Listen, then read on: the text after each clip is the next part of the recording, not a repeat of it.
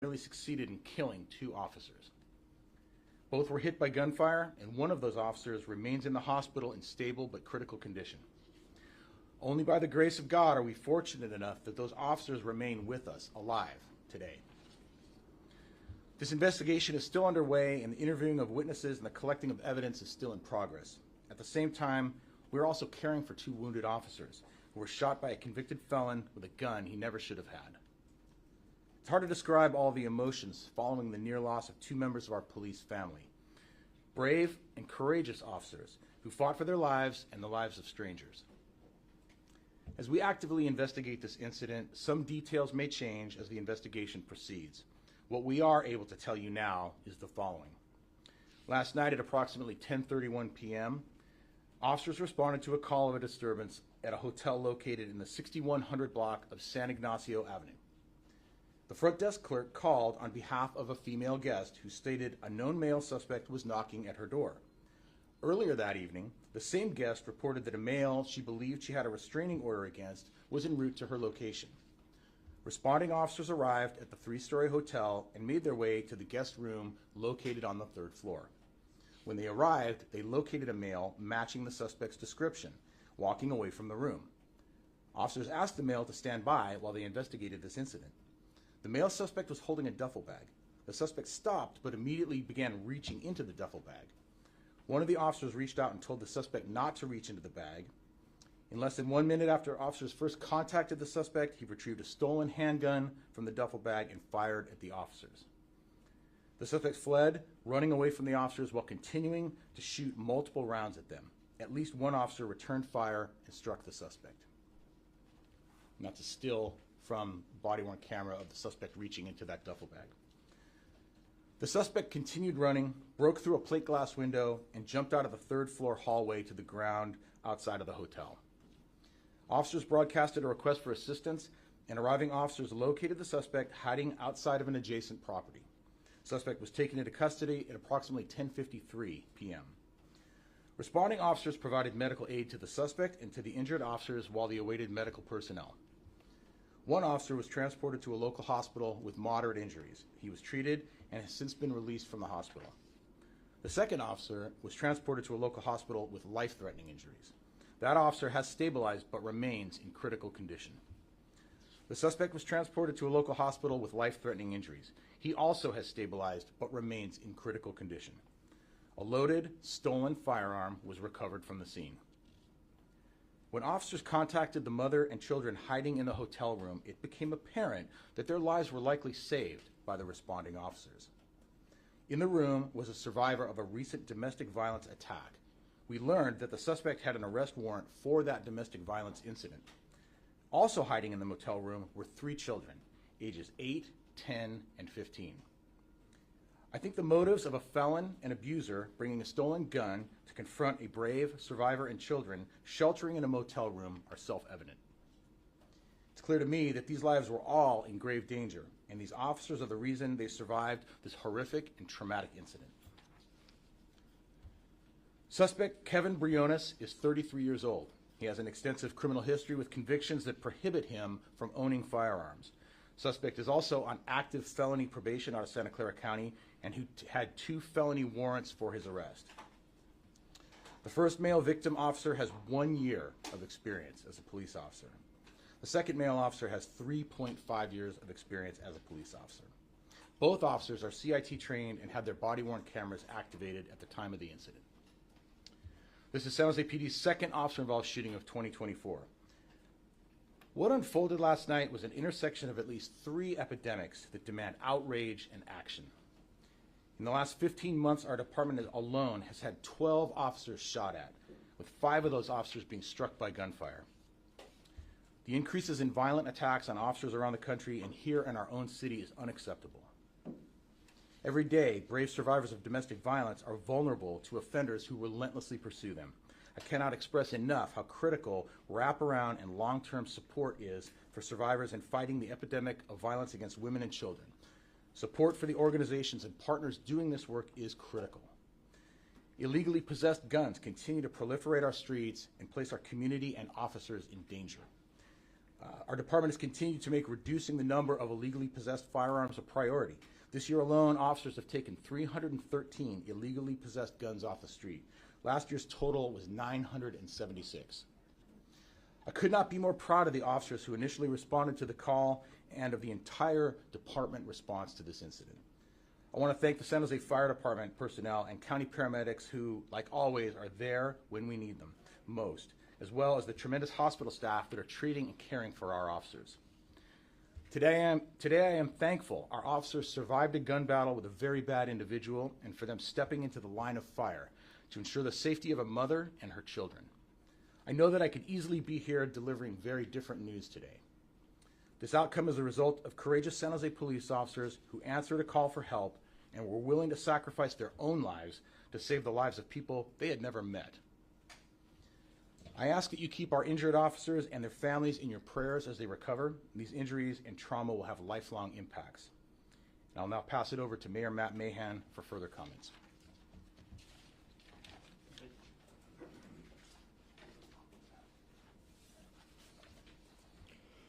Last night, 2 of our San Jose police officers were shot in the line of duty while protecting a mother and her children from someone determined to harm them. Our officers' families got the call they always dreaded and prayed would never come. And we got a reminder of the courage it takes to put on the badge every day, knowing you would give your life to protect the city you love.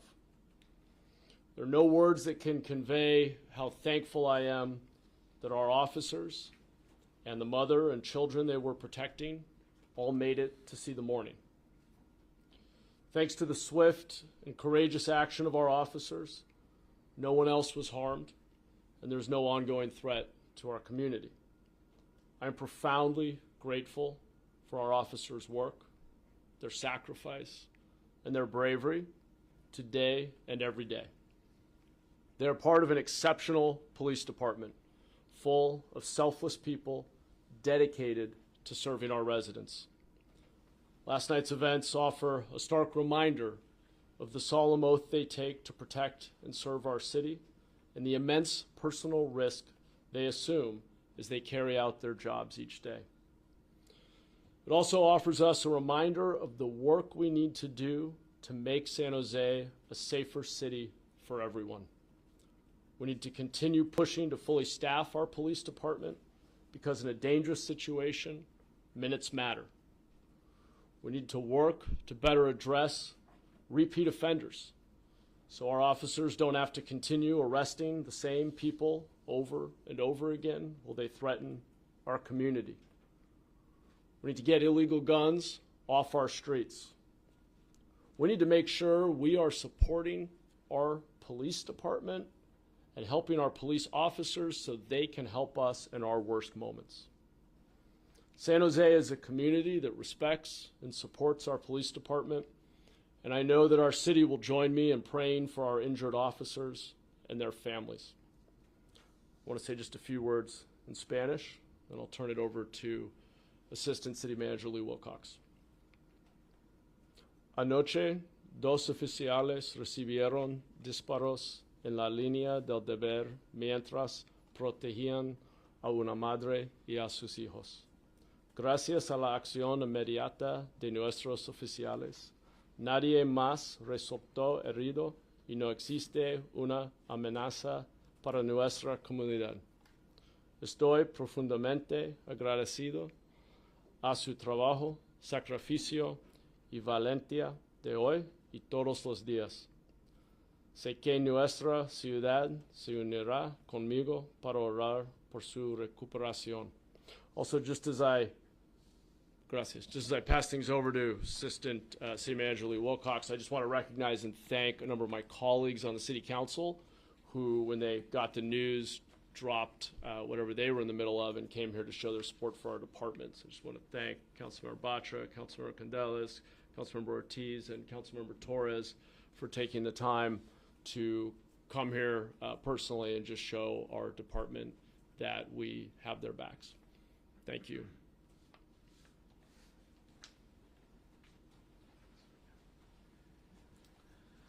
Good afternoon, everyone.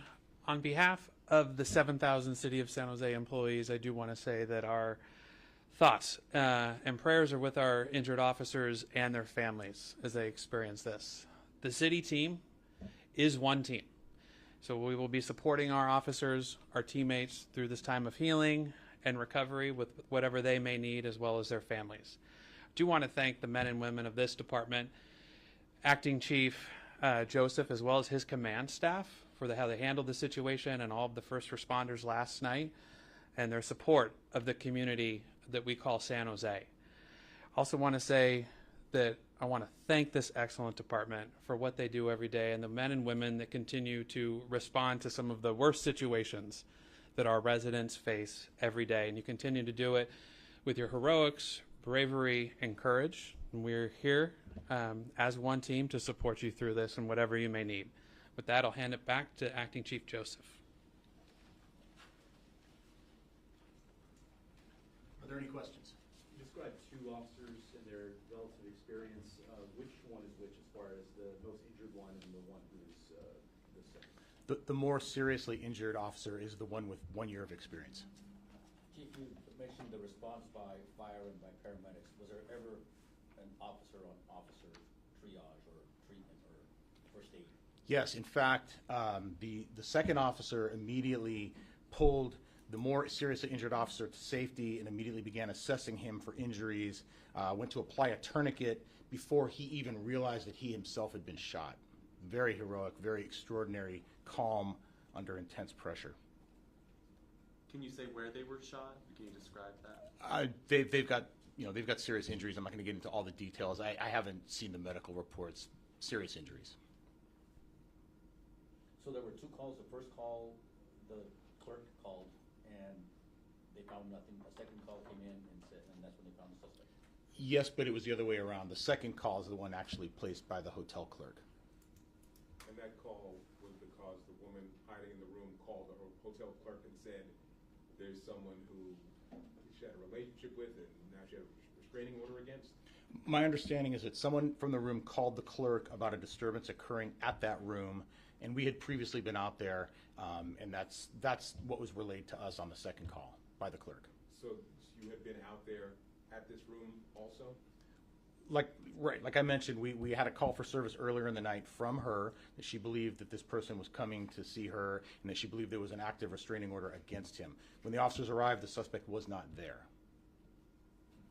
About how long before the second visit was that? I'm not sure exactly the time. Not terribly, something less than an hour, I believe. Is there indication how he found her at that hotel? We don't know that yet. We haven't had an opportunity to interview him due to his condition. Is it believed that she and the family and the kids were there to get away from this guy? I'm not certain why they were residing there. Do you know the relationship between the victim, that woman, and the suspect? I don't know exactly the relationship. I know they have some sort of relationship based on the fact that there was a prior domestic violence report taken where he had violently assaulted her. Is that at the same hotel or at a different place? That was at a different location. Are they all San Jose residents? To the best of my knowledge, they are. But their residence is not the hotel, it's someplace else. I'm not sure of their exact living arrangements. I believe they are residents of the city of San Jose. I don't know exactly where they live full-time. And this was a handgun that was recovered? Yes. From the suspect? So from the suspect, we recovered a stolen 9mm pistol. That pistol was stolen during an auto burglary here in the city of San Jose. Serial number was on or scratched off? Or? I believe there was a serial number on it, which is how we verified that it was stolen. If you can reiterate the inherent danger of responding to, I don't know if it's a blind call, but something, it's a regular disturbance in this into something like this. You know, this is the classic reason why police work is so dangerous. It's the unknown. You could go to this call 1,000 times and nothing ever goes wrong, and the 1,001st time is this one. And unfortunately for this officer, with less than 1 year, just about 1 year of experience, that horrible day was last night. But they're willing to do that, and that's what they do every single day. And in the course of doing that, 5 of our officers have been struck by gunfire in the last 15 months. Any other questions? Given the results, sounds like what you guys believe is that had the officers not responded sooner,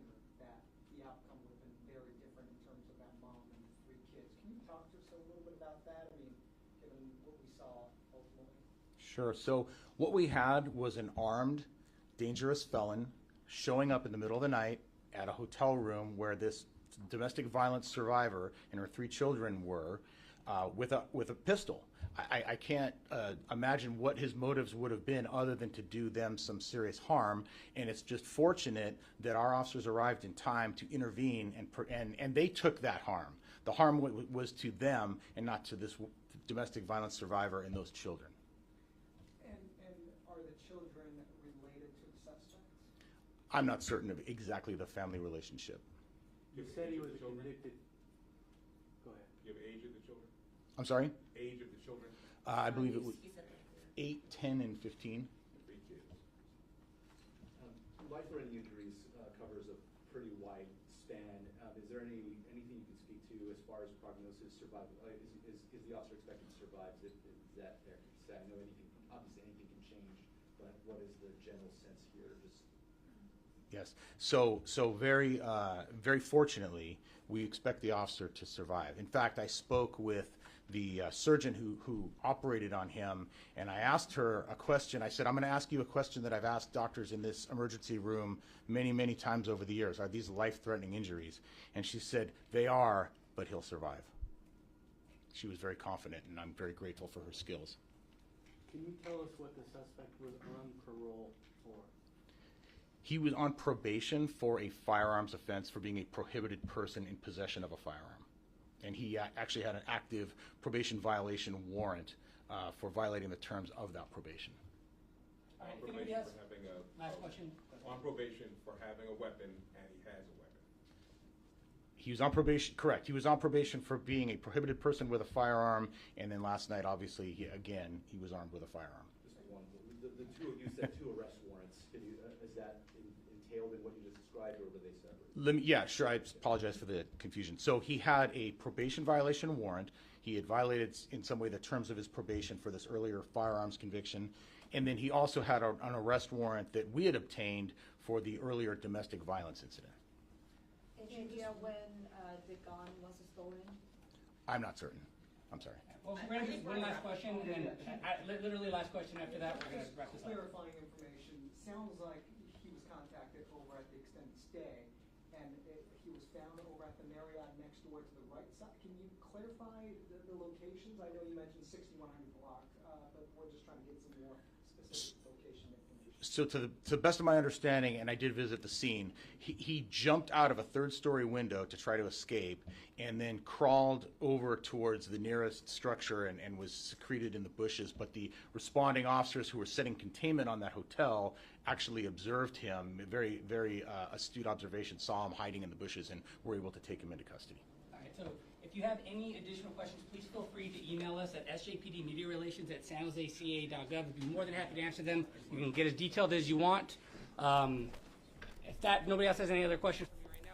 Okay, so that is that press conference wrapping up with San Jose Police Department. We heard quite a bit from Acting Chief Paul Joseph, an update on what happened late last night when 2 of the department's officers were shot. One of those officers, they said, had life-threatening injuries. The update coming out of this press conference right now is that that officer is expected to survive, although he did have some very serious injuries. That officer, a 1-year veteran of the department. And then there was a second officer who was shot as well, and this is a 3-year veteran of the department.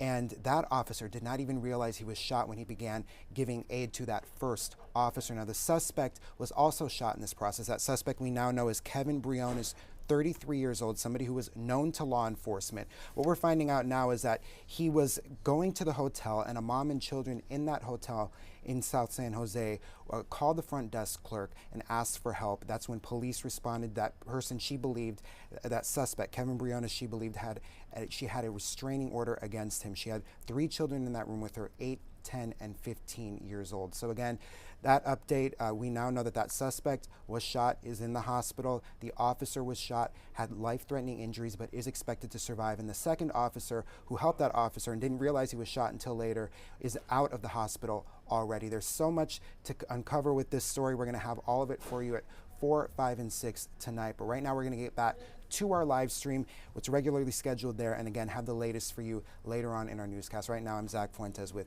ABC 7.